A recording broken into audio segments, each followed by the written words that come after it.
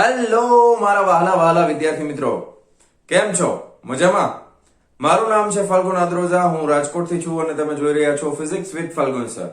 અને વહાલા વિદ્યાર્થી મિત્રો, અત્યારે આપણે જોઈ રહ્યા છીએ ધોરણ 11 ફિઝિક્સ ચેપ્ટર નંબર 7 કણોના તંત્રો અને ચાક ગતિ, કે જેમાં લાસ્ટ લેક્ચરની અંદર આપણે દ્રવ્યમાન કેન્દ્રની ગતિ અને રેખીય વેગમાન વિશે માહિતી મેળવેલી હતી. તો ફટાફટ એને રિવાઇઝ કરીએ અને હવે આપણે એના ઉપર આધારિત અમુક દાખલાઓ ગણવાના છીએ. આ દાખલા ટેક્સ્ટ બુકમાં નથી આપેલા, બરાબર, પણ દાખલા જેટલા વધારે ગણશું એટલી જ વધારે પ્રેક્ટિસ થશે અને એટલો જ તમારો કોન્સેપ્ટ ક્લિયર થશે. ઓકે, તો ફટાફટ એકવાર રિવાઇઝ કરી લઈએ. સૌથી પહેલા દ્રવ્યમાન કેન્દ્રનું સમીકરણ, દ્રવ્યમાન કેન્દ્ર ગતિમાં હોય તો શું કરવાનું? તો કે ગતિમાં છે તો સમયની સાથે પોતાનું સ્થાન બદલતો હશે. તો આપણી પાસે જે દ્રવ્યમાન કેન્દ્રનું સમીકરણ હતું, મૂળ સમીકરણ, કે જેની અંદર r સ્થાન સદિશ બરાબર સિગ્મા mi ri ના છેદમાં સિગ્મા mi, એટલે કે સિગ્મા mi બરાબર તો કેપિટલ M થાય છે, યાદ જ છે તમને. એટલે r ડાબી બાજુ આવશે r into capital M is equal two જમણી બાજુ આવી જશે સિગ્મા mi ઇન્ટુ ri. જમણી બાજુ છે એને આપણે સાદું રૂપ આપીએ છીએ m1r1 plus m2r2 plus m3r3 plus mnrm. અને આ સમીકરણનું બંને બાજુ સમયની સાપેક્ષે વિકલન કરીએ તો પહેલું સમીકરણ આપણને શું મળે છે વેગના સંદર્ભમાં, કે દ્રવ્યમાન કેન્દ્ર પાસે રહેલું કુલ દળ છે અને એનો દ્રવ્યમાન કેન્દ્રનો વેગ v બરાબર આપણને મળશે m1 v1 plus m2 v2 plus dot dot dot ક્યાં સુધી mn vn સુધી મળશે. ફરી પાછું આ સમીકરણનું સમયની સાપેક્ષે વિકલન કરીએ એટલે વેગની બદલે શું થશે? પ્રવેગ આવી જશે. તો અહીંયા આગળ પ્રવેગ, દળ, તો આમાં બધાયમાં દળ કેવું છે? તો કે દળ અચળ છે, એટલે વેગની જગ્યાએ આવી જશે પ્રવેગ, કેપિટલ A. આ દ્રવ્યમાન કેન્દ્રનો પ્રવેગ છે, અહીંયા આવી જશે m1 a1 plus m2 a2 plus dot dot dot plus mn an. Okay, હવે જ્યારે આ સમીકરણ આપણે લખીએ છીએ ત્યારે હું તમને કહું છું પણ ખરા, લેક્ચર જોઈ લેજો, કે આ જે છે આગળ આપણને કામમાં આવવાનું છે, કારણ કે દળ ગુણ્યા વેગ એટલે શું થાય? રેખીય વેગમાન. દળ ગુણ્યા વેગ એટલે શું થશે? રેખીય વેગમાન. રેડી? પછી અહીંયા પ્રવેગ આવે છે. હવે F બરાબર માં થાય તો ન્યૂટનનો ગતિનો બીજો નિયમ આપણે એપ્લાય કરવાના છે, લગાવવાના છે. પણ અહીંયા આગળ બળ છે એ બે પ્રકારના હોય છે, આંતરિક અને બાહ્ય બળ. પણ આંતરિક બળ છે ન્યૂટનના ગતિના ત્રીજા નિયમ પ્રમાણે 0 થઈ જાય છે. એટલે અહીંયા આગળ આપણે લખવાના છે આ કયું બળ છે? તો કે આ F એક્સટર્નલ, એટલે બાહ્ય બળ છે. તો એના બરાબર શું થશે? m1 a1 plus m2 a2. હવે આ બધા દરેક કણ ઉપર લાગતા બળો છે, f1 plus f2 plus dot dot dot ક્યાં સુધી? fn સુધી આવી જશે. ખ્યાલ આવી ગયો? રેડી? કોઈ પ્રોબ્લેમ નથી ને? તો અહીંયા આગળ આ રીતે આપણે દ્રવ્યમાન કેન્દ્રની ગતિ વિશે માહિતી મેળવેલી હતી. ખાસ અત્યારે આપણે સૂત્ર ઉપર જ ફોકસ કરીએ છીએ. આ બાહ્ય બળ છે. ઓકે, આ દરેક કણનું છે. કણમાં પણ બે આવશે, આંતરિક અને બાહ્ય. એમાં પણ કયા લેવાના છે? માત્ર બાહ્ય બળોને ધ્યાનમાં લેવાના છીએ. ખ્યાલ આવ્યો? ઓકે, હવે આગળ વધીએ. તો દ્રવ્યમાન કેન્દ્ર નું રેખીય વેગમાન મેળવવું હોય તો દરેક કણનું રેખીય વેગમાન, ધારો કે n કણોનું તંત્ર હોય, એની અંદર n કણો છે, એટલે કે m1 દળ વાળો, બીજો m2 n દળ સુધીના પદાર્થ છે. ઓકે, અને દરેકે દરેક કણના વેગ અલગ અલગ છે, પહેલાનો v1, બીજાનો v2, v3. તો તંત્રનું કુલ રેખીય વેગમાન શું થશે? બધાના રેખીય વેગમાનનો સરવાળો. એટલે ફાઇનલી જે આ સમીકરણ છે એના જેવું જ આપણને કંઈક સમીકરણ મળતું હતું, કે p બરાબર p1 plus p2 plus dot dot dot ક્યાં સુધી? pn સુધી. ઓકે, આ રેખીય વેગમાન થાય છે. ઓકે, અહીંયા કઈ પ્રોબ્લેમ નથી ને? પછી આપણને ખબર છે કે ન્યૂટન નો ગતિનો બીજો નિયમ, એના ઉપરથી બળનું સમીકરણ શું થાય છે? કે F બરાબર dp by dt થશે. શું થશે? dp by dt. એટલે આનું સમયની સાપેક્ષે વિકલન કરીએ તો F બરાબર dp by dt થશે. અને F બરાબર dp by dt. હવે ખબર, આ સમીકરણને આ સમીકરણને યાર સરખાવેલું હતું, એટલે અહીંયા તમે ધ્યાનથી જુઓ, dp by dt એટલે અહીંયા સામે પણ વિકલન કરવું પડશે ને, બરાબર? સોરી, આ સમીકરણ આની હારે નહીં, આ તો પ્રવેગ વાળું છે, આ વેગ વાળું છે, બરાબર ને? દળ ગુણ્યા વેગ, એટલે આ બે સરખા થશે. તો અહીંયા પણ તમારે વિકલન કરવું પડશે, એટલે m અચળ છે, બહાર નીકળી જશે, તો આ થઈ જશે dv by dt. થઈ જાય કે નહીં? ઓકે, હવે આ વિકલન કરશો એટલે m dv by dt એટલે શું થઈ જશે? m ઇન્ટુ પ્રવેગ a થઈ જશે. અને એના બરાબર શું થાય છે? તો કે ma બરાબર તો f એક્સટર્નલ છે, બધું જ એકબીજા સંકળાયેલું છે. ફાઇનલી આ સૂત્ર આપણે લઈ આવ્યા. ઓકે, અને આના પછી આપણે રેખીય વેગમાનનો સંરક્ષણનો નિયમ જોયો હતો. શું છે રેખીય વેગમાન સંરક્ષણનો નિયમ? કે કણોના તંત્ર પર લાગતું બાહ્ય બળ જો શૂન્ય હોય, કુલ બાહ્ય બળ, ઓકે, કણોના તંત્ર પર લાગતું કુલ બાહ્ય બળ શૂન્ય હશે તો એ કણોના તંત્રનું કુલ રેખીય વેગમાન અચળ હોય છે. બરાબર. હવે અહીંયા આપણે શું લઈ લેતા હતા તો કે F external આના બરાબર 0 થાય તો શું થાય તો કે P બરાબર અચળ થાય. લ્યો યાદ આવ્યું? P બરાબર શું થશે તો કે અચળ થશે. રેડી? આ તો રેખીય વેગમાનનો સંરક્ષણનો નિયમ. P બરાબર જો અચળ હોય, F external બરાબર 0 થાય, આનું વિકલન છે એનો જવાબ 0 આવે, દળ અચળ હોય તો વેગ પણ કેવો થઈ જશે? અચળ. અને પ્રવેગ કેવો થઈ જશે? શૂન્ય. યાદ આવી ગયું બધું? ફટાફટ રિવાઇઝ કરીએ છીએ આપણે. પ્રવેગ શૂન્ય થઈ જશે, અહીંયા આગળ વેગ અચળ થઈ જશે, વેગમાન પણ અચળ થઈ જશે. કન્સેપ્ટ યાદ આવી ગયો? વેગમાન અને અહીંયા આગળ જો P છે એ રેખીય વેગમાન છે. રેખીય વેગમાન સદિશ રાશિ છે તો આના ત્રણ ઘટકો પણ આપણે લઈ શકીએ, Px, Py અને Pz, જેના મૂલ્ય ઘટકોના મૂલ્ય C1, C2 અને C3 હતા. એના પછી આપણે બે ઉદાહરણ જોયા હતા. બરાબર છે? ટેક્સ્ટ બુક પ્રમાણેના જે ઉદાહરણ છે એ આપણે જોયેલા હતા. રેડિયમ, એનું વિઘટન થઈને શું બને છે? રેડોન અને આલ્ફા પાર્ટિકલ એટલે કે હિલિયમનો પરમાણુ છૂટો પડે છે. ઓકે, પછી એક સ્ટાર વાળું ઉદાહરણ જોયું હતું, તારાઓ. ઓકે, હવે એની અંદર યુગ્મ હતા. બરાબર, બે તારાઓ ભેગા આ રીતના ગતિ કરતા હતા ગોળ ગોળ માર્ગે, અને એના વિશે આપણે અભ્યાસ કરેલો હતો. આપણે ક્યાં જોવાનું તો કે આપણે દ્રવ્યમાન કેન્દ્ર ઉપર બેસી અને આખે આખું અવલોકન કરવાનું. ખ્યાલ આવી ગયો? યાદ આવી ગયું? ચાલો, તો આ હતી થિયરી અને મેઇન આ સમીકરણનું રિવિઝન કર્યું. હવે આપણે આના ઉપર આધારિત દાખલાઓ જોવાના છે. રેડી? તો આ બધા સૂત્રો તમને યાદ હોવા જોઈએ. એકદમ સિમ્પલ છે. બરાબર, mv આવશે તો સામે mv આવશે, ma આવશે તો સામે ma આવશે, f external બરાબર f1 f2 f બરાબર. અને આ જે છે એ તો શું છે તો કે રેખીય વેગમાન છે. આ રેખીય વેગમાન સંરક્ષણનો નિયમ. આના બરાબર જો બાહ્ય બળ 0 હોય તો P બરાબર શું થાય? અચળ થાય. રેડી? ચાલો ચાલો હવે પહેલું ઉદાહરણ, પહેલો દાખલો આપણે જોશું. રકમ વાંચીએ. શું કહે છે જો કે ભાઈ અહીંયા ત્રણ કણોના તંત્રમાં કણોના રેખીય વેગમાન અનુક્રમે 3 કણો છે. દરેકે દરેકના રેખીય વેગમાન આપેલા છે. પહેલાનું 1 2 3, બીજાનું 4 5 6, ત્રીજાનું 5 6 7. આ ઘટકો કિલોગ્રામ × મીટર પ્રતિ સેકન્ડમાં છે રેખીય વેગમાનનો એકમ. જો તંત્રના દ્રવ્યમાન કેન્દ્રનો વેગ 30, 39 અને 48 મીટર પ્રતિ સેકન્ડ હોય તો તંત્રનું કુલ દળ શોધો. હવે આપણે કુલ દળ મેળવવાનું છે. દળ આપેલું છે અને રેખીય વેગમાન આપેલા છે. તો પેલા જે આપેલું છે આપણે લખતા જઈએ. તો કે પેલા અહીં આપણને શું આપેલું છે? પેલાનું રેખીય વેગમાન P1 સદિશના સ્વરૂપમાં છે, 1 2 અને 3. હવે તમારે ખરેખર સમજવાનું શું હોય, આ રીતે કોમા કરીને લખે મેં તમને પહેલા જ સમજાવેલું છે. એટલે આ તમારે એમ સમજવાનું 1 i cap plus 2 j cap plus 3 k cap છે.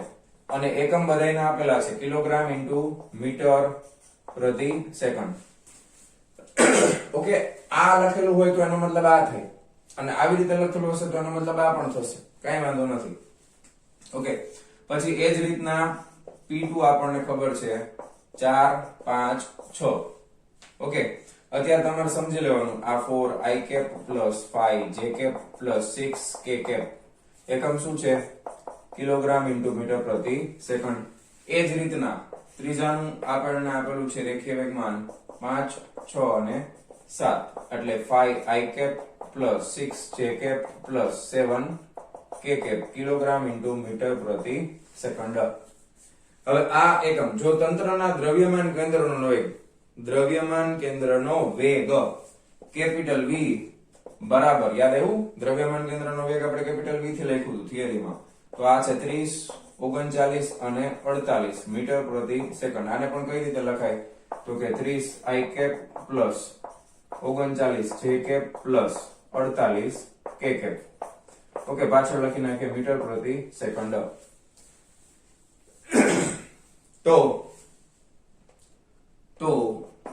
તંત્રનું કુલ રેખીય વેગમાન, બોલો સમીકરણ શું થશે? રેખીય વેગમાન, તંત્રનું કુલ રેખીય વેગમાન એટલે કે દ્રવ્યમાન કેન્દ્ર પાસે કેન્દ્રિત થયેલું કુલ દળ ગુણ્યા વેગ બરાબર શું થાય? રેખીય વેગમાનનો સંરક્ષણનો નિયમ છે ને, તો m × v રેખીય વેગમાન m × v is equal to પેલાનું 3 કણો છે એટલે P1 + P2 + P3. થશે ને? ખ્યાલ આવ્યો? અહીંયા આપણે કેપિટલ P લખતા હતા. P બરાબર શું થાય? તો કે m into v થાય અને આ સામે ત્રણેયનો સરવાળો. હવે દળ ગોતવાનું છે તો આ m એમ રાખીએ. ઓકે, આ કેપિટલ V એટલે કેટલા છે? તો કે 30 39 48. જો હવે આ હું તમને આ રીતે સોલ્વ કરીને સમજાવું છું. તમને બધી રીતે આવડશે. જો કૌંસમાં એમ રાખવાનું. પછી આ P1 P2 અને P3 સદિશ સરવાળો કરવાનો છે ને. હવે આ બધાનો સરવાળો કરતા તો સદિશનો સરવાળો તો તમને આવડે જ છે, બરાબર? તમે આના સ્વરૂપમાં સરવાળો કરો અથવા એમ રાખીને કરશો તોય વાંધો નથી. જો હમણાં શીખડાવી દઉં. પ્લસ બીજું છે 4 5 અને 6 પ્લસ ત્રીજું છે 5 6 અને 7. ઓકે, હવે આ રીતનો સદિશ સરવાળો કરવાનો થાય તો બધાયના x ઘટકોનો સરવાળો કરવો પડે. 1 4 અને 5 કેટલા થાય બોલો? 4 ને 1 5, 5 ને 5 10, તો અહીંયા આવશે 10. પછી આ 2 5 ને 2 7, 6 ને 7 6 દુ 12 ને 1 13. ઠીક છે? આ 3 6 6 ને 3 9, 9 ને 7 16. ઓકે,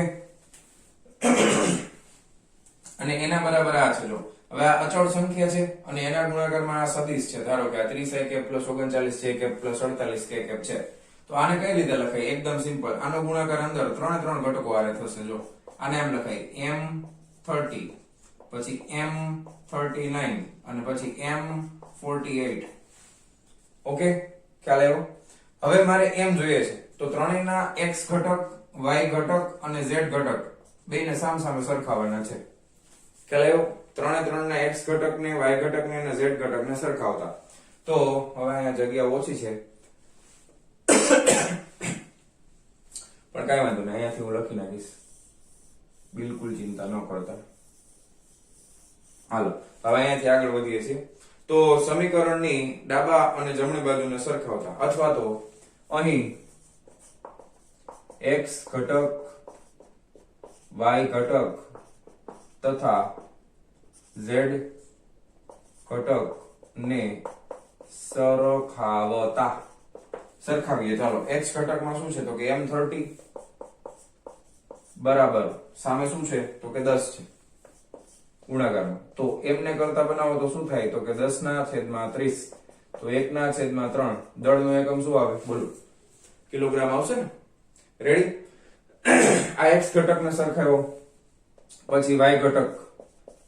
તો y ઘટકમાં શું છે? તો કે m અને ગુણાકારમાં 39 ઇઝ ઇક્વલ ટુ અહીં y ઘટકમાં કેટલા છે? તો કે 13. તો m બરાબર 13/39. 13 તેરી 39 એટલે 1/3 કિલોગ્રામ આવ્યું. પછી હવે z ઘટકને સરખાવો. z ઘટક બરાબર, તો z ઘટકને સરખાવીએ તો m અને 48 બરાબર સામે શું છે? તો કે સામે 16 છે બરાબર. તો m બરાબર 16/48. 16 તેરી 48. દળ તો સરખું જ આવે ને.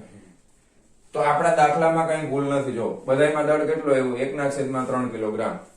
તો આપણને પ્રશ્ન પૂછ્યો તો જવાબ મળી ગયો. તંત્રનું કુલ દળ કેટલું છે? 1/3 કિલોગ્રામ. તો અહીં તંત્રનું કુલ દળ m બરાબર 1/3 કિલોગ્રામ છે. રેડી? કોઈ પ્રોબ્લેમ નથી ને? તો એકદમ સિમ્પલ રીતે તમે કેલ્ક્યુલેશન કરી શકો. અને આ જો તમે ક્યારેક તમને આમાં કંઈક ફેરફાર કરીને પ્રશ્ન પૂછ્યો હોય અને તમે કેલ્ક્યુલેશન કરો છો તો એકમાં કંઈક અલગ આવે છે, બીજામાં કંઈક અલગ, ત્રીજામાં કંઈક અલગ, તમારી ગણતરીમાં કંઈક ભૂલ છે અને તમે 100% કોન્ફિડન્સ હો અને સાચું જોઈએ તો રકમમાં કંઈક ભૂલ હશે એવું ધારી લેવાનું. બરાબર? કારણ કે તંત્રનું કુલ દળ તો અચળ જ આવે ને, એક સરખું જ આવવું જોઈએ. રેડી? તો લખી નાખો ફટાફટ આ એક્ઝામ્પલ. ચાલો, જવા દઉં છું. લખી નાખજો વિડીયો પોઝ કરીને. ચાલો વિદ્યાર્થી મિત્રો, નેક્સ્ટ ઉદાહરણ શું કહે છે ધ્યાનથી સમજો. બહુ સરસ એક્ઝામ્પલ છે. t બરાબર 0 સમયે 0.1 કિલોગ્રામના એક પથ્થરને ઊંચા બિલ્ડિંગ, આકૃતિ તમારા માટે મેં દોરીને રાખી છે. આ એક ઊંચું બિલ્ડિંગ છે, આ એક ભાઈ છે, એ પથ્થર ને નીચે ફેંકે છે. ઓકે, t બરાબર 0 સમયે 0.1 કિલોગ્રામના એક પથ્થરને ઊંચા બિલ્ડિંગ પરથી મુક્ત રીતે પડતો મૂકવામાં આવે છે. મુક્ત શબ્દ આવે ત્યારે પ્રારંભિક વેગ હંમેશા કેટલો લઈ લેવાનો? 0. જ્યારે રકમ વાંચતા હો ત્યારે આ બધા મુદ્દા ધ્યાનમાં રાખવાના, એટલે તમારા માટે દાખલો ગણવો એકદમ ઈઝી થઈ જાય. બરાબર? તો પ્રારંભિક વેગ 0 થઈ જશે. બીજા, પેલો પથ્થર છે એ m1 દળ વાળો છે, એ પહેલા એને ફેંકી દીધો. t બરાબર 0 સમય 0.1 કિલોગ્રામ નું દળ છે એ ફેંકી દીધો. પછી અમુક સમય પછી અહીંયા પહોંચે છે. હાલો, પછી બીજો એક પથ્થર છે 0.2 કિલોગ્રામનો. એ પથ્થરને તે જ સ્થાન પરથી એટલે અહીંયાથી જ 0.1 સેકન્ડ બાદ મુક્ત રીતે પડતો મૂકવામાં આવે છે. એટલે પહેલા આને છોડી દીધો, એને 0.1 સેકન્ડ વહી ગઈ, પછી બીજા પથ્થરને છોડ્યો એટલે બીજો પથ્થર એની પાછળ હશે. ઓકે, ચાલો હવે એનું દળ વધારે છે. તો પહેલો પ્રશ્ન છે કે t બરાબર 0.3 સેકન્ડ સમયે આ બંને પથ્થરનું દ્રવ્યમાન કેન્દ્ર મૂળ સ્થાનથી કેટલા અંતરે હશે? મૂળ સ્થાન એટલે જ્યાંથી ફેંકો એ મૂળ સ્થાન કહેવાય. એટલે અહીંયાથી દ્રવ્યમાન કેન્દ્ર, ધારો કે આ C છે એ આખા તંત્રનું દ્રવ્યમાન કેન્દ્ર છે, તો 0.3 સેકન્ડ પછી ધારો કે અહીંયા છે, તો આ આપણે ગોતવાનું છે, કેપિટલ R. ઓકે, બંને પથ્થરનું દ્રવ્યમાન કેન્દ્ર મૂળ સ્થાનથી કેટલા અંતરે હશે? બેમાંથી એક પણ પથ્થર આ સમયે જમીન પર પડતો નથી, એકેય જમીન ઉપર નથી જો આ સમયે. બીજો પ્રશ્ન, આ સમયે બંને પથ્થરનું દ્રવ્યમાન કેન્દ્ર કેટલી ઝડપથી ગતિ કરતું હશે? દ્રવ્યમાન કેન્દ્રનો વેગ એટલે કેપિટલ V, આપણે થિયરીમાં ભણ્યા એ ગોતવાનું છે. પછી ત્રીજું, આ સમયે બંને પથ્થર વડે બનતા તંત્રનું કુલ વેગમાન કેટલું હશે? કુલ રેખીય વેગમાન P બરાબર P1 વત્તા P2. બે જ પથ્થર છે એટલે P બરાબર શું થશે? P1 વત્તા P2. સમીકરણ બધા યાદ હોવા જોઈએ, પછી આ દાખલો થશે. રેડી? પ્રશ્ન સમજાઈ ગયો? ક્લિયર છે? કોઈ વાત વાંધો નથી? હવે થોડોક લાંબો થશે એટલે આપણે 1 by 1 બધું લખતા જઈએ કે પ્રથમ પથ્થરનું દળ m1 બરાબર, પેલાનું દળ કેટલું છે? 0.1 કિલોગ્રામ. ઓકે, પછી બીજા પથ્થરનું દળ m2 બરાબર કેટલા છે? તો કે 0.2 કિલોગ્રામ. ચાલો, ઓકે, બંને પથ્થરનો પ્રારંભિક વેગ, અચ્છા આપણે અલગ લખીએ. પ્રથમ પથ્થરનો પ્રારંભિક વેગ, પ્રારંભિક વેગ છે અને આપણે નામ આપી દઈશું. પહેલા પથ્થરનો છે એટલે v01 બરાબર 0 મીટર પ્રતિ સેકન્ડ. અને બીજા પથ્થરનો પ્રારંભિક વેગ બીજો છે એટલે v02 એ પણ 0 મીટર પ્રતિ સેકન્ડ. કેમ ખબર પડી? લખ્યું છે જો, મુક્ત રીતે પડતો મૂકવામાં આવે છે, તો આટલું પેલા લખી નાખશું. હવે એક બીજી વસ્તુ જુઓ, બે પથ્થર નીચે તરફ એક જ દિશામાં જાય છે, તો અહીં બંને પથ્થર એક જ દિશામાં ગતિ કરતા હોવાથી તેમને અદિશ સ્વરૂપે લઈ શકાશે. એક પરિમાણમાં ગતિ છે ને, એટલે આપણે અદિશના સ્વરૂપમાં લેશું, કારણ કે એક જ દિશામાં જાય છે, નીચે જ પડે છે જો બેમાં, એટલે આપણે અદિશ સ્વરૂપે લેશું. સદિશ લેવાની કઈ જરૂર પડશે નહીં, બરાબર? એટલે સદિશના સ્વરૂપમાં નહીં લઈએ, અદિશના સ્વરૂપમાં લેશું. પહેલા શું ગોતવાનું છે કે બંને પથ્થરનું દ્રવ્યમાન કેન્દ્ર મૂળ સ્થાનથી કેટલા અંતર હશે? અંતર ગોતવાનું છે. તો તમને ગતિના 3 સમીકરણો યાદ હોવા જોઈએ. તો એમાં બીજા નંબરનું સમીકરણ છે સ્થાન ગોતવા માટેનું છે. આપણે યાદ કરો સમીકરણ, x બરાબર x0t, બરાબર છે? x બરાબર સ્થાન હતું, બીજા નંબરનું સમીકરણ. ઓકે, x બરાબર x0 આપણે લખતા હતા, plus v0t plus 1/2 t². x0 ક્યારે આવે? તો કે પ્રારંભિક સ્થાન કઈક હોય તો, પણ અહીંયા તો પ્રારંભિક સ્થાન કેટલું છે? 0, એટલે પ્રારંભિક સ્થાન તો આપણે કઈ x0 બરાબર લખવાના નથી. તો સમીકરણ શું છે બીજા નંબરનું? x બરાબર v0t પ્લસ ½ at². પણ અહીંયા મુક્ત પતન થાય છે એટલે ગુરુત્વ પ્રવેગ શું લેવો પડશે? g. તો પહેલી ગણતરી આપણે કરીએ છીએ, ધ્યાન આપજો. t બરાબર કેટલા સમય પછી? 0.3 સેકન્ડ સમયે પ્રથમ પથ્થરે કાપેલું અંતર. હવે એ અંતર છે ને, તમને ઈઝી પડે એટલા માટે એ અંતરને આપણે r1 નામ આપી દઈએ, બરાબર? r1 ઇઝ ઇક્વલ ટુ પ્રારંભિક વેગ v01t પ્લસ 1/2, નીચે તરફ જ છે એટલે પ્રવેગ ગુરુત્વ પ્રવેગ ધન જ લેશો આપણે, 1/2 gt². ઓકે, t બરાબર 0.3 સેકન્ડ સમય છે એટલે r1 બરાબર આ પ્રારંભિક વેગ તો 0 છે એટલે આ પદ ઉડી ગયું. તો અહીંયા શું આવશે? 1/2 c એટલે 9.8 મીટર પ્રતિ સેકન્ડ નો વર્ગ. દાખલામાં ન આપેલા હોય, આપણે યાદ રાખવાના. અને આ થઈ જશે 0.3 નો વર્ગ, એટલે આ થઈ જશે 1/2 ગુણ્યા 9.8 ગુણ્યા 3 તેરી 9 ના છેદમાં થાય 100. આમ કરી નાખવાનું એટલે સહેલું પડે. ઓકે, હાલો જરા ગણતરી કરીએ તો શું જવાબ આવે છે જોઈએ. ચાલો, 9 ગુણ્યા 9.8 બરાબર આટલા ભાગ્યા 2 બરાબર આટલા ભાંગ્યા 100 એટલે 0.441 આવશે. કેટલા આવશે? 0.441 મીટર. આ આવે છે 0.441 મીટર. ઓકે, ધ્યાન આપજો. આ પહેલા પથ્થરનું સ્થાન છે. પછી બંને પથ્થરનું દ્રવ્યમાન કેન્દ્ર. હજી દ્રવ્યમાન કેન્દ્રની વાત કરવાની છે. હવે t બરાબર 0.3 સેકન્ડ સમયે બીજો પથ્થર, બીજા અથવા તો ખાલી લખો ને કે પોઈન્ટ સમયે બીજા પથ્થર નું સ્થાન. હવે આ જો ધ્યાન આપજો, બીજો પથ્થર કેટલા સેકન્ડ પછી મુક્ત કરવામાં આવે છે? 0.1 સેકન્ડ બાદ. સ્થાન મેળવવા માટે બીજા પથ્થરનો સમય અંતરાલ કેટલો થશે? તો કે આપણે એને t ડેશ નામ આપી દઈએ. તો કે પહેલાને પાડ્યો તો કેટલો ટોટલ સમય કેટલો છે? 0.3 માઈનસ આ 0.1 સેકન્ડ પછી પાડવામાં આવે છે એટલે બાદ કરવું પડશે ને. આ કન્સેપ્ટ પહેલા સમજાણો કે નહીં?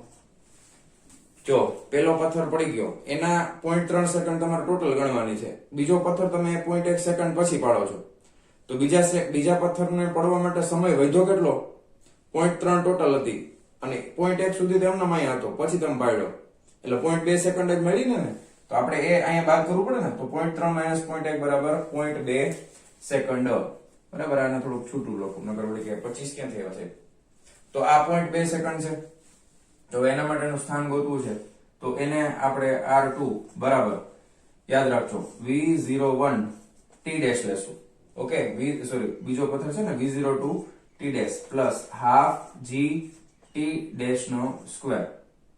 ઓકે, t ડેશ નો વર્ગ. તો આ તો ઉડી ગયું, આ તો 0 છે, તો આ થઈ જશે 1/2 g એટલે 9.8 ગુણ્યા t ડેશ નો વર્ગ એટલે 2 4 ના છેદમાં 100. ડાયરેક્ટ કરી નાખ્યું. આ 2 4. ચાલો આનો જવાબ લખી નાખીએ. 9.8 multiplied by 2 9.8 multiplied by 2 is equal to આટલા ભાંગ્યા 100 એટલે 0.196. કેટલા આવે છે? બીજા પથ્થરે કાપેલો અંતર 0.196 મીટર. રેડી? અહીંયા સુધી કોઈ તકલીફ નથી ને? આ બંને પથ્થર કાપેલા અંતર ઈ નથી પૂછ્યું પાછું. જો બંને પથ્થરનું દ્રવ્યમાન કેન્દ્ર મૂળ સ્થાનથી કેટલા અંતર હશે? હવે આ અંતર ક્યાંથી મપાય? તો કે આ અંતર અહીંયાથી મપાય, અહીંયા તો બધું 0 છે, તો મૂળ સ્થાનથી કેટલા અંતર હશે? દ્રવ્યમાન કેન્દ્રનું સ્થાન. હાલો હવે મેળવીએ. અહીં બંને પથ્થરોથી બનતા તંત્રના દ્રવ્યમાન કેન્દ્રનું સ્થાન કેવી રીતે મળશે? દ્રવ્યમાન કેન્દ્રનું સ્થાન r સદિશ, યાદ કરો સૂત્ર m1 આપણે સદિશના સ્વરૂપમાં નથી, એક જ દિશામાં જાય છે નીચે તરફ, પહેલા જ કહી દીધું. તો m1r1 m2r2 ના છેદમાં m1 m2. તો r મેળવવાના છે.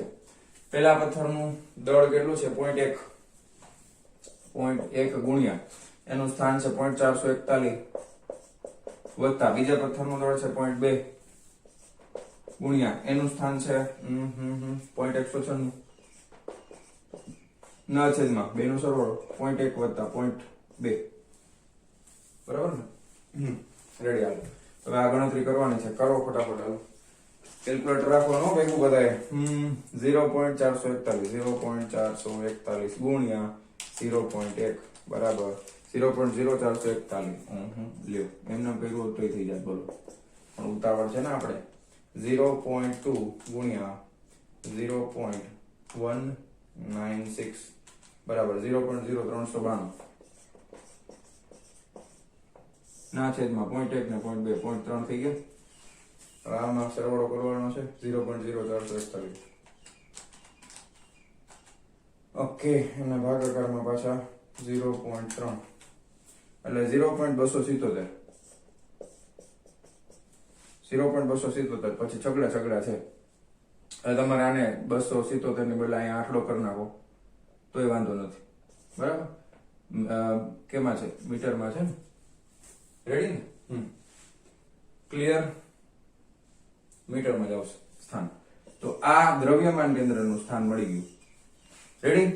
આપણને મળ્યું દ્રવ્યમાન કેન્દ્રનું સ્થાન. તો હજી આપણે પહેલા પ્રશ્નનો જવાબ મેળવ્યો છે, પણ જગ્યા ઓછી છે ભાઈ વાલા વિદ્યાર્થી મિત્રો. તો તમે શું કરો તો કે આટલી વસ્તુ પહેલા લખી નાખો, બરાબર, વિડીયો પોઝ કરીને, અને પછી આપણે આગળ વધીએ છીએ. રેડી? આટલું લખી નાખો ફટાફટ. આવો જવા દઉં છું, તમે લખી નાખજો. ચાલો હવે પાર્ટ 2 તરફ આગળ વધીએ. બીજો પ્રશ્ન શું કહે છે? આ સમયે બંને પથ્થરનું દ્રવ્યમાન કેન્દ્ર કેટલી ઝડપથી ગતિ કરતું હશે? દ્રવ્યમાન કેન્દ્રની ઝડપ પૂછી છે. દ્રવ્યમાન કેન્દ્રની ઝડપ જોતી હોય તો સૂત્ર યાદ કરો, m × v બરાબર m1v1 m2v2 mnvn ના છેદમાં m1 m2. તો પ્રથમ કણનો વેગ જોશે, બીજા કણનો વેગ જોશે. તો હવે બીજા ભાગનો જવાબ લખીએ કે આ સમય એટલે t બરાબર 0.3 સેકન્ડ સમયે પ્રથમ પથ્થરનો વેગ. કયું સમીકરણ વાપરશું? ગતિનું પહેલું સમીકરણ. v બરાબર v0 પ્લસ 80. યાદ છે ને? ગતિના ત્રણ સમીકરણો તો યાદ છે ને? v બરાબર v0 પ્લસ 80. ઓકે, તો એ સમીકરણનો આપણે ઉપયોગ કરશું. તો પ્રથમ પથ્થરનો વેગ છે ને v1 કહી દઈ તો આ થઈ જશે v01 પ્લસ 80. 80 ને બદલે શું આવશે અહીંયા? ચીટી. પ્રથમ પથ્થર તો 0.3 સેકન્ડ લે છે. ઓકે, તેથી હવે આ તમને ખબર છે v01 આપણે ઓલરેડી લખેલું છે, આ 0 છે, તો આ પદ તો ઉડી જશે. વધશે શું આપણી પાસે?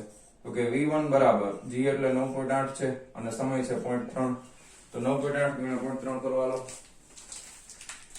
9.8 ગુણ્યા 0.3 બરાબર 2.94 આવ્યો. બરાબર 2.94 વેગનો એકમ, ભૂલાય નહીં. ઓકે, હવે બીજા પથ્થરનો. તો કે બીજા પથ્થરનો સમય અંતરાલ, આ ભૂલ નહીં કરતા ભાઈ, સમય અંતરાલ t ડેશ બરાબર તમને ખબર જ છે 0.3 માઇનસ 0.1. શું કામ કર્યું? કારણ કે ઓલરેડી હમણાં સમજાવ્યું હતું એ જ. 0.2 સેકન્ડ ખ્યાલ આવ્યો? 0.2 સેકન્ડ વધશે એની પાસે, કારણ કે 1.1 સેકન્ડ પછી તો છોડ્યો હતો એને. તો આ સમય અંતરાલ આપણે મેળવવો છે. તેથી બીજા પથ્થરનો વેગ v2 બરાબર v02 પ્લસ gt. હવે આ તો 0 જ છે, ઉડી ગયું. તો v2 શું આવશે? તો કે v2 આવી જશે, આ તો ઉડી ગયું છે, g એટલે 9.8 ગુણ્યા t ડેશ આવશે. સોરી, કારણ કે આ t ડેશ લેવાનું ને આપણે. ઓકે, તો t ડેશ એટલે 0.2. ઓકે, ચાલો કરી નાખો. 9.8 ગુણ્યા 0.2 બરાબર 1.96 મીટર પ્રતિ સેકન્ડ. આ કેટલા આવ્યા? 1.96 મીટર પ્રતિ સેકન્ડ. આ v2 મળી ગયા. હાલો, હવે દ્રવ્યમાન કેન્દ્રનો વેગ ગોતવાનો છે ને, તેથી દ્રવ્યમાન કેન્દ્રનો વેગ, દ્રવ્યમાન કેન્દ્રનો વેગ કેવી રીતે મળશે? m × v is equal to m1, અથવા તો ખાલી વેગ લખો ને, આ m છેદમાં લખી નાખો, m1 v1 plus m2 v2 ના છેદમાં m1 પ્લસ m2. આ કેપિટલ m જ છે, m1 પ્લસ m2. એટલે ચાલો, પહેલાનું દળ કેટલું છે ભાઈ? પહેલા પથ્થરનું દળ 0.1 કિલોગ્રામ છે, ગુણ્યા પહેલાનો વેગ છે 2.94 વત્તા બીજાનું દળ છે 0.2 કિલોગ્રામ, બીજાનો વેગ છે 1.96 ના છેદમાં 0.1 વત્તા 0.2. હવે આગળ કરશું આપણે. આ સોરી, આ સદિશમાં લખવાની જરૂર નથી. ઓકે, દ્રવ્યમાન કેન્દ્રનો વેગ છે કેપિટલ V બરાબર. ચાલો, અને અહીંયા સદિશમાં લખવાની જરૂર નથી. પહેલા આપણે કહી દીધું ને, આપણે આદેશના સ્વરૂપમાં લખશું એટલે. બાકી થિયરીમાં આપણે સદિશ જ ભણ્યા હતા. હા, 0.1 ગુણ્યા 2.94 વળી પાછું 0.294. આ તો હેલું જ હતું ને, એમને થઈ જાય. તમે પાછા કહેતા નથી. 1.96 ગુણ્યા 0.2 બરાબર 0.392 ના છેદમાં 0.3 બરાબર. હવે આનો સરવાળો કરી નાખી ઉપર, પ્લસ 0.294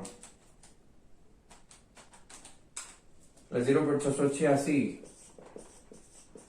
ભાગ્યા 0.93 બરાબર 2.28 આવ્યું ભાઈ મીટર પ્રતિ સેકન્ડ દ્રવ્યમાન કેન્દ્રનો વેગ મળી ગયો 2.28 મીટર પ્રતિ સેકન્ડ 2.28 પછી છગડો છે એટલે એક કામ કરીએ 2.28 પછી છગડો છે એટલે શું કરી નાખાય 2.29 મીટર પ્રતિ સેકન્ડ તો આ મળી ગયો દ્રવ્યમાન કેન્દ્રનો વેગ રેડી ક્લિયર હાલો હવે ત્રીજા પ્રશ્નનો જવાબ મેળવીએ ત્રીજા પ્રશ્નમાં શું કીધું છે કે આ સમયે બંને પથ્થર વડે બનતા તંત્રનું કુલ વેગમાન કેટલું હશે તો અહીં લખી શકાય કે ભાઈ તંત્રનું કુલ વેગમાન p બરાબર પેલાનું વેગમાન વત્તા બીજાનું વેગમાન સદિશ નહીં કરવાનું શું કામ અદિશ લીધું છે એક જ દિશામાં છે એટલે તો પેલાનું વેગમાનનું સૂત્ર બોલો વેગમાન એટલે m1 v1 વત્તા આનું m2 v2 આ તો હાવ હેલું થઈ ગયું m1 એટલે 0.1 કિલોગ્રામ અને v1 હમણાં લખ્યા હતા 2.94 વત્તા m2 v2 m2 એટલે 0.2 અને v2 1.96 આની ગણતરી નહીં કરવી પડે આનો જવાબ આવ્યો m1 v1 નો ઉપર જ છે બરાબર થોડોક સાબુ વાપરી લેવાનો ઉપર કર્યું જોઈએ ને આપણે આર્યું 0.392 એટલે 0.294 કરી નાખવાનો 0.294 વત્તા 0.392 0.686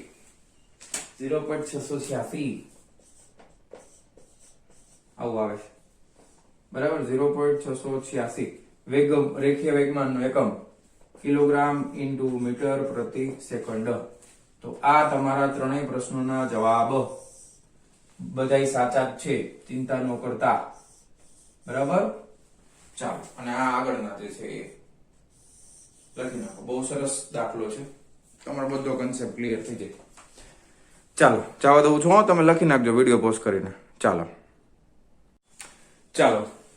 નેક્સ્ટ ઉદાહરણ આકૃતિમાં દર્શાવ્યા મુજબ આ આકૃતિ આપી છે 2 કિલોગ્રામ દ્રવ્યમાન વાળા એક દ્વિપરિમાણિક પદાર્થ પર આ ગોળો છે એક પદાર્થ છે વિવિધ બળો લાગે છે આ કેટલા લાગે છે તો કે F1 F2 F3 F4 આ વિવિધ બળો લાગ્યા આ પદાર્થના દ્રવ્યમાન કેન્દ્રનો રેખીય પ્રવેગ શોધવાનો છે દ્રવ્યમાન કેન્દ્ર આનું જ્યાં પણ હોય એટલે અહીંયા હશે એનો રેખીય પ્રવેગ આપણે શોધવાનો છે કારણ કે ગોળાકાર ગોળો છે પદાર્થ છે દ્રવ્ય સરખી રીતે વિતરિત થયેલ હોય દ્રવ્યમાન કેન્દ્રના અહીંયા સેન્ટર ઉપર જ હોય હવે એનો રેખીય પ્રવેગ શોધવાનો છે પ્રવેગ યાદ આવ્યું શું કરશું પેલા સમજો અહીંયા આગળ બળો અલગ અલગ દિશામાં છે જો હવે અલગ અલગ દિશામાં છે એનો મતલબ એમ કે આપણે શું કરવું પડશે તો કે x ઘટક અને y ઘટક બે ઘટકોમાં ફેરવી શકાય બધા બળોને તો પેલા તો બધા બળોને એના ઘટક કણોમાં લખશું બરાબર પછી બધા બળોનો સદિશ સરવાળો કરશું તો એ કોના બરાબર થાય ટૂંકમાં દ્રવ્યમાન કેન્દ્ર ઉપર જે ટોટલ કુલ બળ લાગતું હશે બાહ્ય બળ એના બરાબર થશે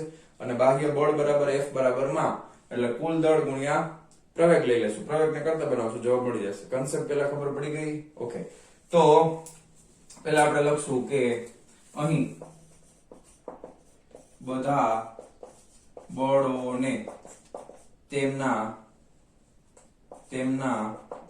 ઘટકોના સ્વરૂપમાં લખતા ઓકે ચાલો તો F1 ને ઘટકના સ્વરૂપમાં લખવાનું છે ધ્યાન આપજો F1 છે એ ઋણ x દિશામાં છે તો F1 ને મારે લખવું હોય સદિશના સ્વરૂપમાં તો F1 ને હું કઈ રીતે લખી શકું એનો x ઘટક કેટલો થાય તો કે -8 અને કોમા y ઘટક કેટલો થાય ભાઈ y માં તો કઈ છે જ નહીં એટલે 0 અને બળનો એકમ થશે ન્યૂટન ઘટક કણમાં લખતા એવું આ F1 બરાબર ભલે 8 ન્યૂટન આપ્યું પણ કઈ દિશામાં છે ઋણ x દિશામાં તો એ -8 થશે y માં તો કઈ છે નહીં તો y માં 0 ન્યૂટન ઓકે પછી F2 ઘટક લખવાનું છે ચાલો હવે F2 છે આના તમને ખબર છે બે ઘટક મળે સમક્ષિતિ જ્યારે ખૂણો કેટલાનો છે 60 નો એટલે પેલો તમને મળશે ઘટક આ તો એ કેટલો હશે તો કે F2 ખૂણાની પાસેની બાજુ cos 60 અને એરો આ તરફ છે એટલે બીજો ઘટક તમને આ રીતે મળશે એ કેટલો હશે F2 sin 60 યાદ આવ્યું તમને સદિશમાં વિઘટનનો નિયમ આવડે છે ને સદિશનું વિઘટન કરવાનું તો F2 cos 60 અને F2 sin 60 F2 cos 60 કઈ દિશામાં છે ધન x દિશામાં તો અહીંયા આપણે લખી નાખીએ F2 cos 60 degree comma F2 sin 60 કોઈ દિશામાં છે ધન y દિશામાં તો પણ પ્લસ જ આવશે F2 sin 60 degree okay okay ready. હાલો હવે F2 બરાબર કેટલા છે? તો કે F2 તો 4 ન્યૂટન છે. હવે અહીંયા ખાલી F2, હવે આ સદિશના સ્વરૂપમાં લખવાનું એટલે જુદું પડે. ખાલી F2 એટલે માત્ર મૂલ્ય થશે. હાલો હવે F2 એટલે કેટલા છે ભાઈ? 4 ન્યૂટન છે ને, તો અહીંયા 4 cos 60 એટલે 1/2 થાય, બરાબર? તો ગુણાકારમાં 1/2 કોમા આ 4 sin 60 એટલે √3/2 થાય. કેટલા થાય? √3/2.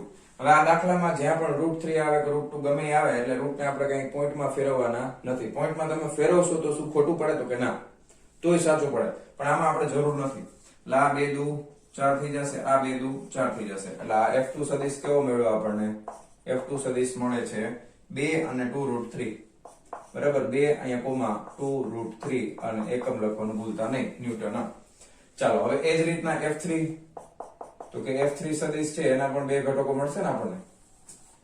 F3 સદિશના પણ બે ઘટકો મળે ને. ચાલો તો કયા ધ્યાન આપજો? F3 cos 45 પાસેની બાજુ છે ને, તો આ પેલો ઘટક F3 cos 45 ડિગ્રી. ધ્યાન આપજો, ન સમજાય તો અહીંયા તમને ડ્રો કરીને બતાવું. આ થઈ જશે F3 cos 45 ડિગ્રી. સામેની બાજુમાં જો નીચે આવશે, યાદ રાખજો, એરો આમ છે એટલે આ F3 સામેની બાજુ છે એટલે sin 45. હવે નીચે તરફ છે એટલે ઋણ y થાય, નીચે તરફ ઋણ y થાય એટલે માઈનસ કરવું પડશે y. ખ્યાલ આવ્યો? તો આ થઈ જશે F3 sin 45 ડિગ્રી, બરાબર? હવે F3 ની કિંમત તમને ખબર જ છે 6. ઓકે 6 અને cos 45 કે sin 45 1/√2 થાય એટલે 6/√2.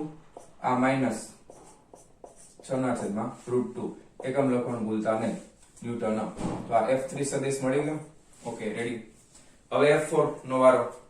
F4 સદિશ, તો એમાં પણ આપણે આ જ રીતે લખશું. F4 માં જો એક cos 60 જમણી તરફ આવશે એટલે પ્લસ આવશે ને.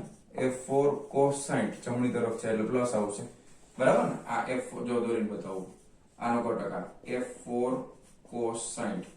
હવે એરો ઉપર છે એટલે આ ઉપર આવશે F4 sin 60. ઉપર છે એટલે પ્લસ y આવે તો એ પણ ધન જ આવશે, F4 sin 60. રેડી? ઓકે ચાલો હવે F4 નું મૂલ્ય તમને આપી દીધું છે 10, તો 10 cos 60 એટલે sin 30 એટલે 1/2, 10 ગુણ્યા આનું મૂલ્ય 1/2, આ 10 sin 60 એટલે √3/2. રેડી? તો આ 2 5 10, આ 2 5 10. ઓકે તો આ થઈ ગયું 5 કોમા 5√3 ન્યૂટન. ચાલો તો આ આપણને બધા બળો મળી ગયા છે. એના ઘટકોના સ્વરૂપમાં આપણે લખી નાખ્યા F1 F2 F3 F4. Okay ready. હવે આ પદાર્થના દ્રવ્યમાન કેન્દ્રનો રેખીય પ્રવેગ તો લખી શકાય કે તો તંત્રનો કુલ રેખીય પ્રવેગ મેળવવા માટે શું કરવું પડે? તંત્રનો કુલ રેખીય પ્રવેગ યાદ કરો. કુલ દળ ગુણ્યા તંત્રનો પ્રવેગ છે એટલે કેપિટલ A સદિશ ઇઝ ઇક્વલ ટુ F બરાબર માં. F બરાબર માં તો જમણી બાજુ શું આવે? F1 વત્તા F2 વત્તા F3 વત્તા F4 બરાબર કુલ એટલે F બરાબર માં. કુલ દળ ગુણ્યા દ્રવ્યમાન કેન્દ્રનો પ્રવેગ, રેખીય પ્રવેગ થઈ ગયું. ચાલો હવે આ તો સરવાળો તો તમને આવડે જ છે, -8 અને 0 વત્તા F2 માં કેટલા છે ભાઈ? 2, 2√3 વત્તા F3 માં છે 6/√2, -6/√2 વત્તા F4 માં છે 5, 5√3. હવે આ રીતે સરવાળો હોય તો x ઘટકનો સરવાળો કરવાનો એટલે -8 વત્તા 2 વત્તા 6/√2 વત્તા 5 કોમા y ઘટકનો સરવાળો 0 વત્તા 2√3 વત્તા પણ આ પ્લસ માઇનસ થઈ જાય ને એટલે અહીંયા માઇનસ થાય 6√2 વત્તા 5√3. ઓકે હવે અહીંયા લખી નાખીએ છીએ. હવે આ સરવાળો તો આવડે જ ને. 8 માંથી 2 જાય તો -6, -6 માંથી +5 જાય એટલે -1 તો 6√2 -1, 6/√2 -1. આ એક ઘટક આવ્યો. પછી y ઘટકમાં શું આવશે ધ્યાન આપજો, √3 વાળા ભેગા છે ભાઈ 5 ને 2 7 √3 તો આ થઈ જશે 7 √3 અને આ માઇનસ 6 ના છેદમાં √2 આ એમ નંબર રહેશે અને એના બરાબર થઈ જશે m * a બરાબર. હવે મારે તો શું જોઈએ છે? પ્રયોગ જોઈએ છે. દળ કેટલું છે? 2 કિલોગ્રામ છે. દળ 2 કિલોગ્રામ છે ને એટલે આને આમ લખાય જો 2 * a એક સ્ટેપ લખી દઉં 6 ના છેદમાં √2 - 1 કોમા 7 √3 - 6 ના છેદમાં √2. ઓકે ચાલો આ બગડો છેદમાં આવી જાય વાર્તા પૂરી થઈ ગઈ. તો એ સદિશ કેટલો મળશે તમને ભાઈ? આના આખાના ભાગાકારમાં બગડો છે યાદ રાખજો 6 ના છેદમાં √2 - 1 ના છેદમાં બગડો આ 7 √3 - 6 ના છેદમાં √2 ના છેદમાં બગડો બરાબર. આ તમારો જવાબ. આ રીતે લખવો હોય તો આ રીતે લખાય અથવા તો હજી આને સાદું રૂપ આપી દઈએ. ભાગાકારમાં છે એટલે આના ભાગાકારમાં આવશે 6 √2 ના છેદમાં બગડો એટલે 2 તેરી 6 એટલે 3 √2 થઈ જાય.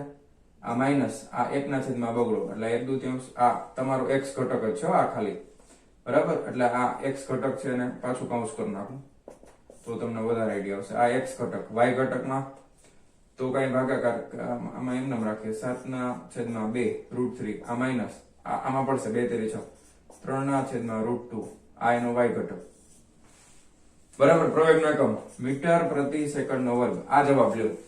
√3 √2 ને કઈ ફેરવવાની જરૂર નથી પણ જો તમે ફેરવશો તો પણ કઈ વાંધો નથી. વળી કઈ અક્ષર ફેરવી તો કઈ વાંધો નહીં. જવાબ તમારો પોઈન્ટમાં આવશે કઈ ફેર નહીં પડે. ઓકે પણ આનો મેઇન કન્સેપ્ટ આનો દાખલો તમને કરાવવાનો મેઇન હેતુ શું છે કે તમારો કન્સેપ્ટ ક્લિયર કરવા. આ રીતે તો તમારો કન્સેપ્ટ ક્લિયર થાય પછી તો તમને આ તો મેથેમેટિકલ સ્ટેપ છે તો તમને આવડી જાય બરાબર. તો લખી નાખો. ચાલો વિડિયો પોઝ કરીને લખી નાખજો. જવા દઉં છું. ચાલો નેક્સ્ટ 50 કિલોગ્રામનો એક બોમ્બ 10 મીટર પ્રતિ સેકન્ડના અચળ વેગથી ગતિ કરે છે. જ્યારે પણ અચળ વેગ આવે ત્યારે તંત્ર પર લાગતું બાહ્ય બળ શૂન્ય થાય. ખ્યાલ છે ને? ઓકે ન્યૂટનનો ગતિનો પહેલો નિયમ. અચળ વેગથી ગતિ કરે છે. એકાએક તે 40 કિલોગ્રામ અને 10 કિલોગ્રામના બે ટુકડાઓમાં વિભાજિત થાય છે. જો મોટા ટુકડાનો વેગ એટલે 40 કિલોગ્રામ વાળો શૂન્ય હોય તો નાના ટુકડાનો વેગ શોધો. રેડી? હવે આ આપણે જે ઓલું પ્રક્ષિપ્ત ઉદાહરણ તમને યાદ હોય તો પ્રક્ષિપ્ત માર્ગમાં એક પથ્થર ટૂંકમાં એક પદાર્થને ફેંકો તો પછી એમાં વિસ્ફોટ થાય છે. ઓકે અને પછી એનું દ્રવ્યમાન કેન્દ્ર તો એ જ માર્ગે ગતિ કરે છે. એના જેવું જ કંઈક આ છે. ઓકે તો રેખીય વેગમાનના સંરક્ષણનો નિયમ લાગુ પડશે. તો તમે લખી શકો કે અહીં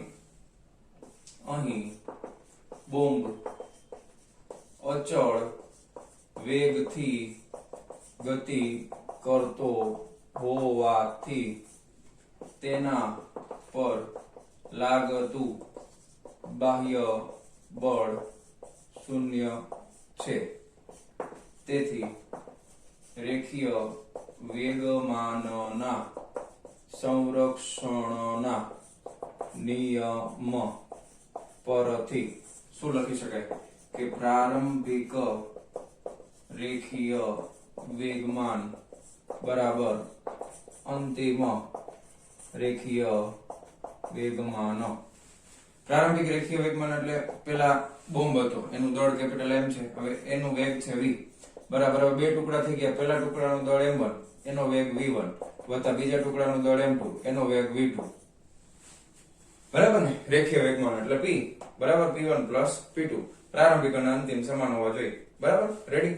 તો કે અહીં કે જ્યાં કેપિટલ M બરાબર બોમ્બ છે ને હા બોમ્બનું કુલ દળ બરાબર કેટલું છે તો કે 50 કિલોગ્રામ. ચાલો પછી કેપિટલ V બોમ્બનો પ્રારંભિક વેગ બરાબર કેટલો છે 10 મીટર પ્રતિ સેકન્ડ. પછી 40 કિલોગ્રામ અને 10 કિલોગ્રામ. m1 બરાબર પ્રથમ ટુકડાનું દળ બરાબર 40 કિલોગ્રામ. હવે મોટા ટુકડાનો વેગ શૂન્ય આપ્યો છે. v1 પ્રથમ ટુકડાનો વેગ બરાબર 0 મીટર પ્રતિ સેકન્ડ. m2 બીજા ટુકડાનું દળ બરાબર 10 કિલોગ્રામ. ટોટલ 50 થઈ ગયા ને, 50 માંથી 2 ભાગ પડ્યા અને v2 આ ગોતવાનું છે, બીજા ટુકડાનો વેગ બરાબર ક્વેશ્ચન માર્ક. હાલો આમાં કિંમત મૂકી દો, સમીકરણ 1 માં કિંમત મૂકો બરાબર. તેથી કેપિટલ M બરાબર 50 અને વેગ v બરાબર કેટલા છે તો કે 10 બરાબર, 50 અને 10. અથવા તો આપણે પહેલા એક કામ કરીએ, આ 0 છે ને તો આ m1 અને v1 આપણે મૂકી દેશું એટલે આ તો 0 થઈ જશે, વધશે શું ખાલી આમ જ વધશે બરાબર. એટલે તેથી mv બરાબર, જો આ 0 થઈ ગયું, m1 માં 40 ગુણ્યા 10 એટલે આ 0 થઈ ગયું, તેથી તમે લખી શકો ડાયરેક્ટ m2 અને આ થઈ જશે v2. રેડી. હવે આપણે શું ગોતવાનું છે v2. તો હવે આપણે v2 ને કરતા બનાવો તો v2 બરાબર શું થઈ જાય, કેપિટલ M v ના છેદમાં m2 બરાબર. હવે લખી નાખો કિંમત, તો કે 50 ગુણ્યા આના કેટલા છે 10 ના છેદમાં આના કેટલા છે v2 સોરી m2 10 આઈ 10 છે, આઈ 10 છે, હા બે 10 છે, હા રેડી 10 જ છે જો. હા તો v2 તો આ તો ઉડી ગયું, તેથી વેગ v2 બરાબર કેટલો મેળવ્યો 50 મીટર પ્રતિ સેકન્ડ. ચાલો તો નાના ટુકડાનો વેગ કેટલો થઈ જશે 50 મીટર પ્રતિ સેકન્ડ. વેગમાન સંરક્ષણના નિયમ પરથી ખબર પડી ગઈ બરાબર. વેગમાન સંરક્ષણના નિયમ પરથી જવાબ મળી ગયો 50 મીટર પ્રતિ સેકન્ડ. રેડી.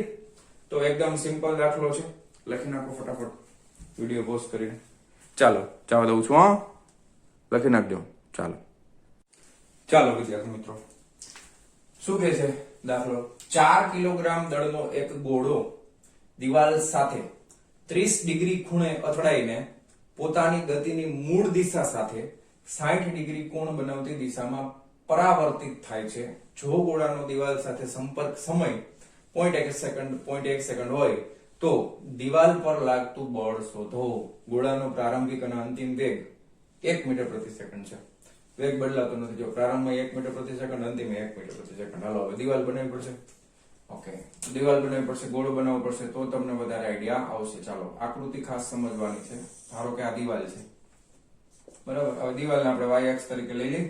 ઓકે, પછી અહીંયા સમક્ષ સ્થિતિમાં x અક્ષ ડ્રો કરી નાખી બરાબર. આ બાજુ આટલું કઈ જાજુ દોરવાની જરૂર નથી. આ x અક્ષ છે, આ y અક્ષ છે, આ ધન y છે, આ ઋણ y છે, અહીંયા ઋણ x હોય. હવે દડો છે ને ગોળો દિવાલ સાથે 30 ડિગ્રીના ખૂણે આવે છે. હાલો ધ્યાન આપજો. હવે અહીંયા છે ને 30 ડિગ્રીના ખૂણે ગોળો આવે છે. ધારો કે આ રીતે ગોળો આવ્યો, આમ ગોળો અહીંયાથી આવે છે બરાબર.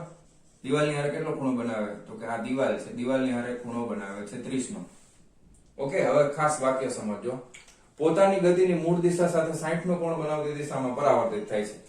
એની મૂળ દિશા આ હતી, ગતિની મૂળ દિશા કઈ હતી તો કે આ હતી ને, આને આપણે લંબાવી દઈએ એટલે આ ગતિની મૂળ દિશા થઈ જશે.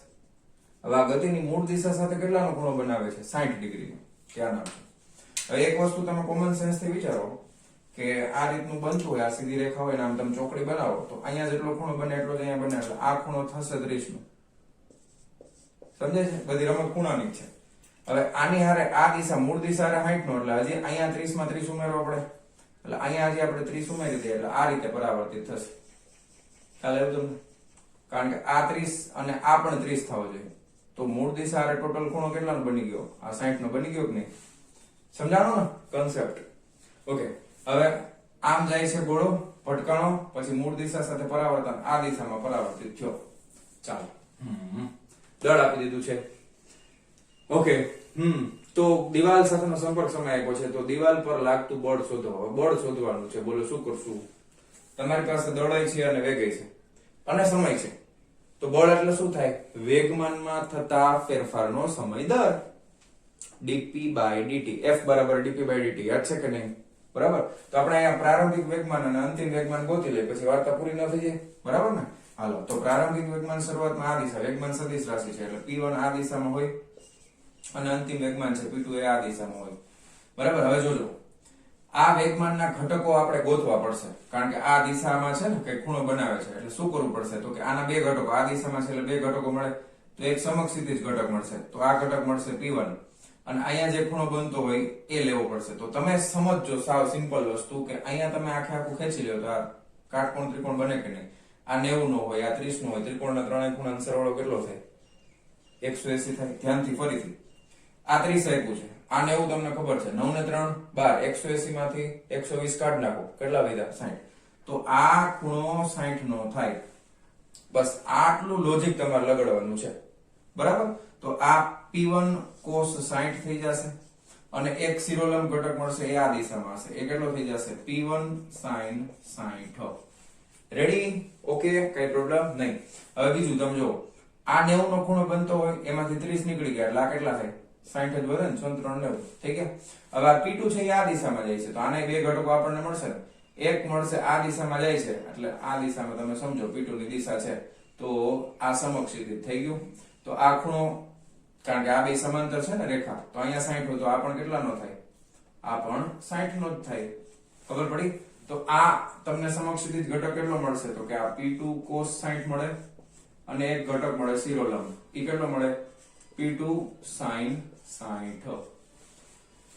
બસ વાર્તા પૂરી. આ આકૃતિ તમને આવડી ગઈ દોરતા, પછી વાર્તા પૂરી થઈ ગઈ. ઓકે, તો હવે આપણે ગોળાનો પ્રારંભિક વેગમાન લખી નાખશું, ગોળાનું અંતિમ વેગમાન લખી નાખશું એના ઘટકોના સ્વરૂપોમાં.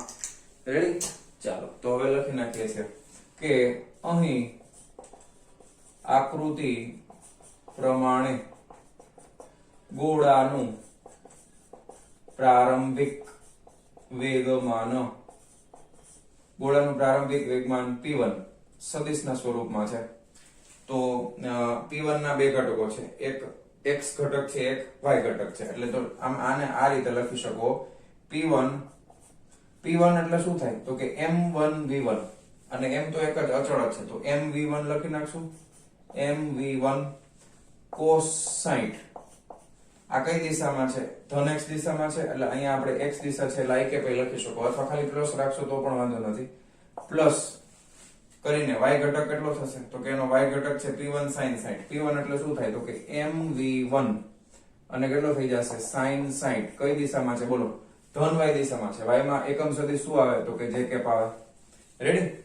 ઓકે, અને ગોળાનું અંતિમ વેગમાન,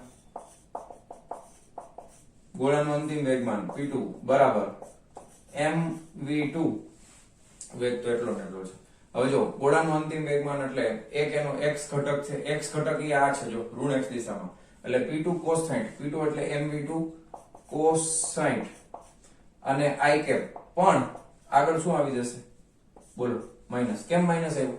ઋણ x દિશામાં છે ભાઈ, આ બાજુ ધન x આવે, આ બાજુ ઋણ x આવે. ઓલું તો ધન y માં છે એટલે આ તો પ્લસ જ આવશે.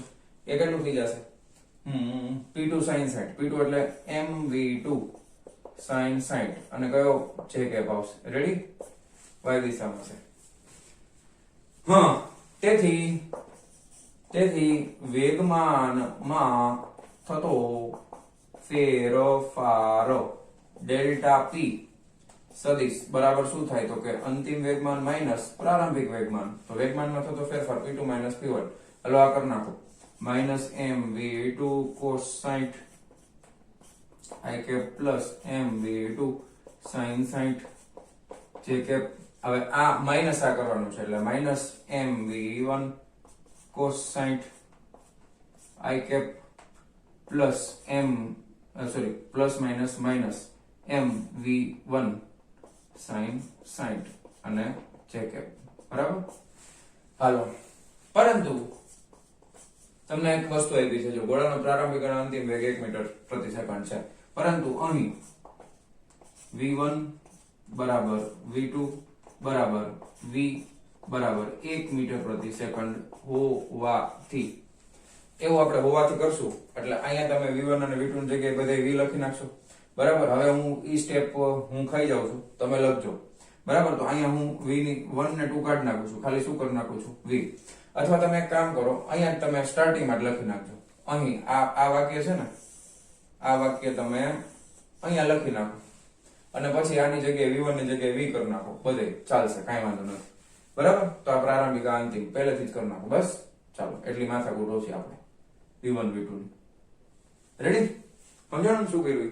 ચાલો આ બે સરખા. આમાં શું શું ઉડે છે જો, આ minus mv cos 60 minus mv, minus minus તો ઉડે નહીં, આ પ્લસ માઈનસ ઉડી જાય એટલે આ પ્લસ વાળું અને આ માઇનસ વાળું ઉડી ગયા. હવે જવાબ આવ્યો એ માઇનસ માં આવ્યો. જવાબ આવે છે કેમ આવે છે? માઇનસ માં આવે છે. તો આ થઈ જશે વેગમાનમાં થતો ફેરફાર ડેલ્ટા પી બરાબર આ 1 ને 1 2 થઈ ગયા એટલે -2mv cos 60 અને i કેપ નું i કેપ છે.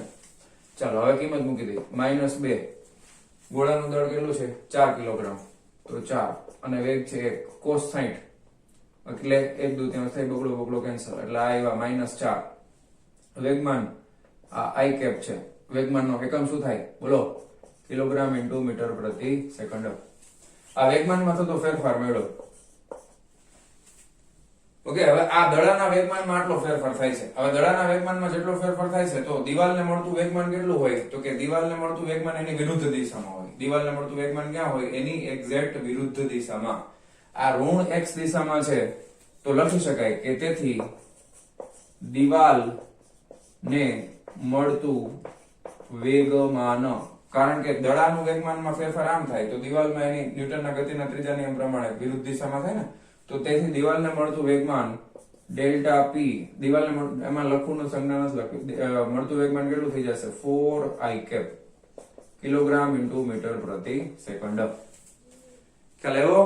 ઓકે, હવે ફાઇનલ આન્સર આપણે લખવાનો સમય આવી ગયો છે. તો દિવાલ પર લાગતું બળ, તેથી દિવાલ પર લાગતું બળ બરાબર દિવાલને મળતું વેગમાન, દિવાલને મળતું વેગમાન ના છેદમાં સમયગાળો. બરાબર ને? વેગ બળ એટલે ખબર છે ને dp by dt એટલે વેગમાનમાં થતો ફેરફાર ના છેદમાં સમય. તો આ 4 ના છેદમાં સમય કેટલો છે? 0.1 સેકન્ડ માટે લાગે છે. તો 0.1 4 ના છેદમાં 0.1 એટલે છેદનો છેદ અંશમાં જાય એટલે કેટલા થઈ જાય? 40.